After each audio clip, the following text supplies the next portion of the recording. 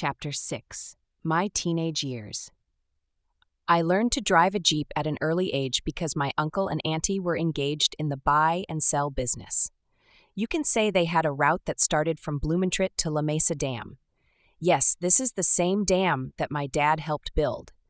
Every day, the two of them would drive to Blumentritt to buy groceries, which included meat and vegetables and different ingredients. The Jeep would be packed at the start, and as they proceeded towards Novaliches, their customers along the way would just gather around them at their designated stops.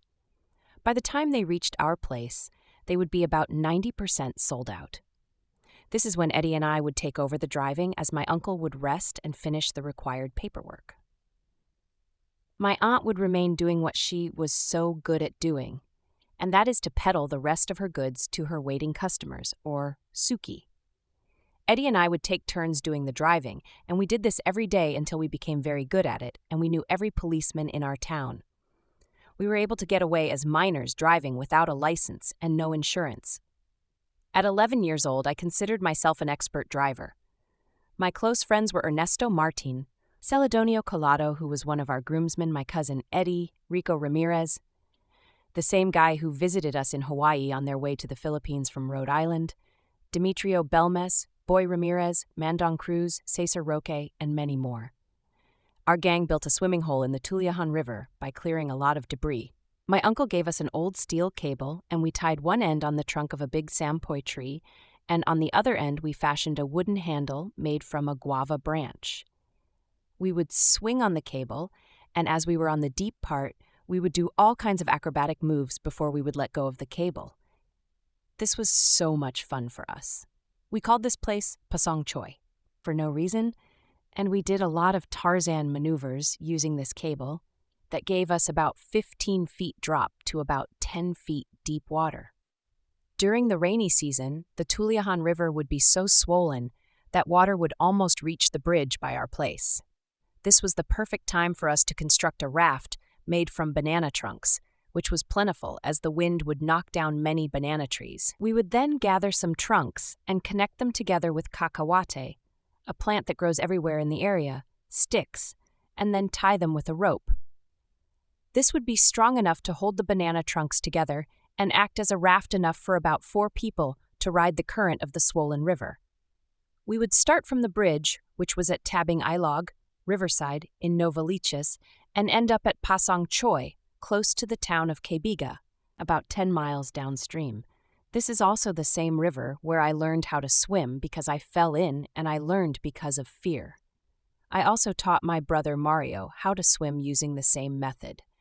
These were exciting times for us, and even today Fred or Rico and I would reminisce about our adventures in the river. During this time, my dad graduated from law school, but he was not able to take the Philippine bar exam as he retained his U.S. citizenship. He devoted his time in several business ventures like poultry farming, tilapia raising, a poultry supply store, and jukeboxes. I was the one who attended maintenance training for our jukeboxes, and so that was my duties. I was going to school in the evening, and in the daytime I would take care of our jukeboxes, which included minor repairs. Replacing the records and dealing with the business owners and actually counting the money for dividing and giving the profit to my mom. We placed 3 jukeboxes into the 3 cafes in our town, and they were all trying to compete with each other for customers. We did very well because this was very new to our town, and many young suitors would play the appropriate record, hoping that their loved one would hear the music. I was then courting Rosemarie Susano, the daughter of the owner of Novaliches Market. Once we went to a movie in Manila, and on our way home when we boarded the bus, her mother was also on board the same bus. She became very angry and was raising her voice, so I decided to get off, and I waited for the next one. I was worried because I overheard her say she was going to tell my father. She was a teacher in the elementary school where my father was the PTA president. It even crossed my mind that I may be forced to marry Rosemary. I did not hear anything from my father, and I continued seeing her. Before long, we were able to buy the 2 lots adjacent to ours. One lot is where we started our poultry farm. In the other lot, he built a small commercial building, and one of our cousins started a barber shop. Today, that lot has a bank building, but it does not belong to us anymore. Then my dad leased one rice paddy from a Mr. Pedro Valenzuela, a friend of his, which he converted into a fish pond. The government had a program and was just starting to introduce the tilapia fish to the country. They provided free seedlings to anyone that had a pond, and we were the first one to have a tilapia pond in Novaliches.